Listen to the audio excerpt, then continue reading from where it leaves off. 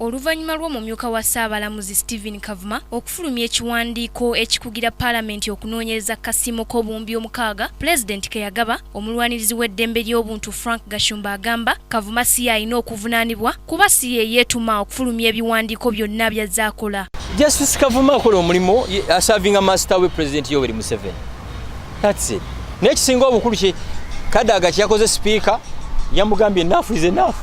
Gashumba ategeezezza nti omumyuka wa Ssaabalamuzi Stephen Kavuma yali tateekeddwa kubeera mu woofiisi eyo ng'amateeka gagamba omuntu yenna okubeera omumyuka wa Ssaabalamuzi alina okuba ng'amaze emyaka 10 nga puliida, kyagamba Kavuma ky'ataakola. Kubeera Chief Justice olina okuba nga obadde practicing as an advocate for 10 years.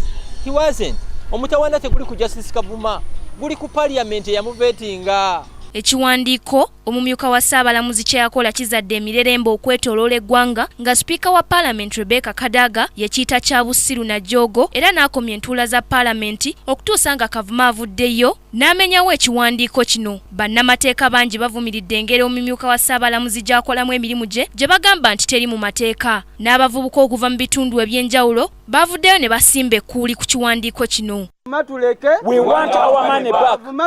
We want our money back. Gashumba agamba Kavuma muntu omu era kino kibe kyakulabirako nti abantu basobola okukola okusalawo kwonna kwe baba baagala. Kavuma mulaba na bulala.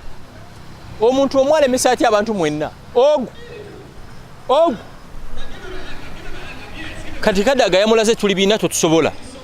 Naffe tusobola bigaana ebyoda zaagira. Uganda teri kitasoboka.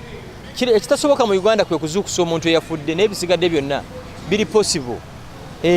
Era nze mwababewuunya mubenewuunya. Omumyuka wa Ssaabalamuzi Stephen Kavuma azze akola ebiwandiiko ebiwerako okuviira ddala mu 2014. Mu mwezi ogwokusatu mu 2014 yayisa ekiwandiiko ekyali kikugira Lord Mayor Erias Lukwago okuyingira mu woofiisi ye.